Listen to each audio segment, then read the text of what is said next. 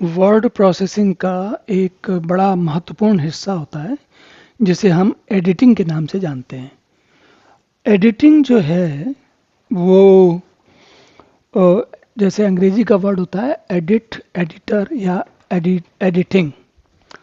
तो इसका मतलब होता है संपादन करना। संपादन करने का क्या मतलब हुआ? संपादन करने का मतलब यह हुआ कि जो जानकारी जैसी दी गई है उसको उसमें सुधार करके या उसमें परिवर्तन करके या उसको ऐसा बना के कि वो अ, सबको अ, समाज में सब लोगों के सामने ठीक से प्रस्तुत किया जा सके, उसको कहते हैं एडिटिंग। एडिटिंग का मतलब ये होता है, मुख्य मुख्य समझिए एडिटिंग का क्या मतलब होता है।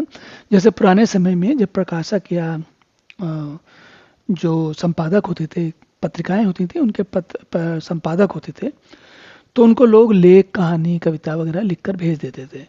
तो संपादक का काम होता था उसका लिखी हुई कविता को, उसको ऐसा थोड़ा सुधार देना या ठीक कर देना। कई बार लिखे हुए व्यक्ति का जो सोच जैसी होती है वैसा वो काम करता है, लेकिन वो समाज में प्रस्तुत करने के लिए बहुत उपयोगी नहीं होता, उसकी स्थिति ठीक नहीं होती। तो संपादक का काम होता है उसको उसमें से अ, उन शब्दों को हटा देना जो सही नहीं है, नए शब्दों को जोड़ देना और कभी कभी जानकारी को बदल देना। तो हमने तीन चीज़ें समझी। क्या है? पहली चीज़ तो ये है कि आप उसको नए शब्दों को जोड़ सकें। तो कैसे जोड़ेंगे नए शब्दों को? जैसे मान लिए लिखते हैं अब यहाँ पर देखिए, मैं यहाँ पर हिंदी में लिखने वाला हूँ, इसलिए आपको बता दूँ मैं। अब मैं यहाँ पर यूनिकोड फॉन्ट का प्रयोग कर रहा हूँ और हमने एक अलग से वीडियो बनाया हुआ है, उसमें जाकर आप देख सकते हैं कि कंप्यूटर में हिंदी के यूनिकोड फॉन्ट को कैसे उसको कैसे स्थापित किया जाता है जिससे कि सामान्य काम में यूनिकोड फॉन्ट का प्रयोग किया जा सके। और यूनिकोड फॉन्ट को प्रयोग करने का एक सबसे बड़ा फायदा ये होता है कि एक तो ये अंतर्राष्ट्रीय मानक है और दूसरी चीज़ है, चीज़ें, जानकारी को व्यवस्थित क्रम में लगाने के लिए सॉर्टिंग जिसे कहते हैं, ना अल्फ़ाबेटिकल सॉर्टिंग, तो वो करने में अगर यूनिकोड क्रम में लिखा हुआ है तो कर सकते हैं आप। अगर किसी दूसरे फॉन्ट में है तो वो थोड़ा मुश्किल होता है, कभी कभी नहीं भी होता है। तो अब मैंने यहाँ पर हिंदी में हिंदी और अंग्रेजी दोनों लगाए हुए हैं। मैं पहले एक जैसे हिंदी में लिख के दिखाता हूँ कि हिंदी हमारी अ, प्यारी भाषा है ना। ये मैं मान लीजिए एक फॉन्ट लिखा, इसको इस बात को लिखा मैंने।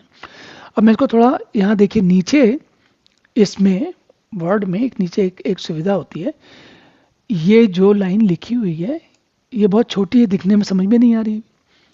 तो हम क्या कर सकते हैं कि यहाँ नीचे दाईं तरफ जूम का बटन दबा होता है। तो अभी ये माइनस प्लस पे इसको अगर हम दाएं तरफ बढ़ाते जाएंगे तो ये फॉन्ट बड़ा होता चला जाएगा। इससे आपको देखने में सुविधा रहेगी, है ना।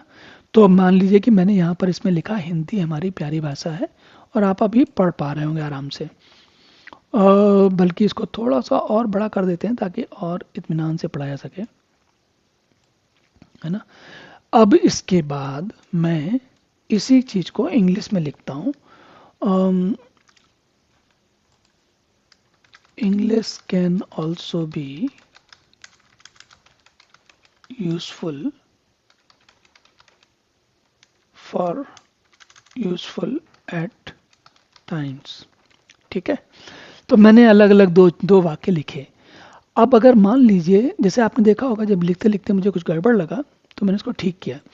मान लीजिए कि मैं इसको हमारी प्यारी भाषा के आगे मैं लिखना चाहता हूँ कि हमारी प्यारी मातृभाषा है ना। तो आपको ऐसा लग सकता है अम,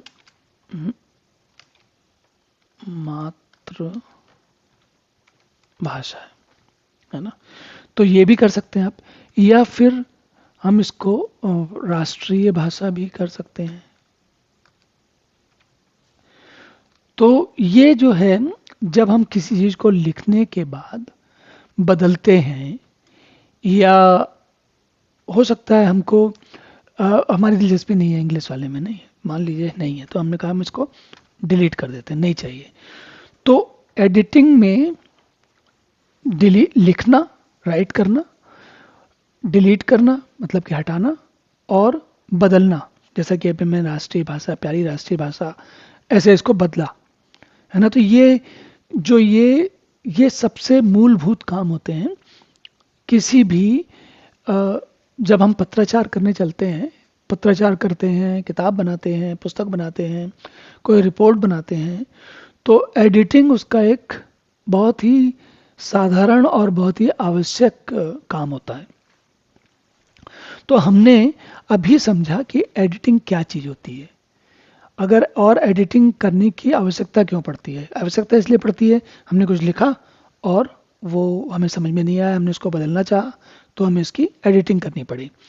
अगर आपको याद हो, या आप अभी भी कॉपी और पेन या पेंसिल, कॉपी और पेन लेकर लिख रहे हैं, तो देखिए तो क्या होगा कि आप उसको एडिट करने के लिए, अब एक बार लिख लिया आपने, तो अब आप उसको कुछ कर नहीं सकते।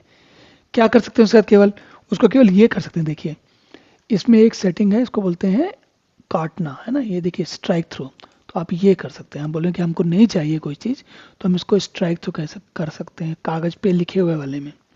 कंप्यूटर वाले में बहुत कुछ कर सकते हैं, ये भी कर सकते हैं, लेकिन इसको चाहे तो हम वापस वैसा के वैसा कर सकते हैं। अगर कागज़ और पेन पर लिखा है तो आपको पता होगा ये तो होता नहीं है। अगर कागज़ और पेंसिल से लिखा है, ग्रेफाइट की पेंसिल से लिखा है, तो संभावना है कि आप इरेजर से, जो मिटाने वाली रबर होती है, उससे इसको साफ कर सकते हैं। तो कागज पर लिखा हुआ और कंप्यूटर पर लिखा हुआ आपको धीरे धीरे समझ में आएगा कि कंप्यूटर में काम करने से कितना काम आसान हो जाता है, और कितना जल्दी जल्दी हो जाता है, और कई बार काफ़ी अच्छा भी हो जाता है। तो स्वाभाविक है हम कंप्यूटर का प्रयोग इसीलिए करते हैं कि हमारा काम अच्छा हो।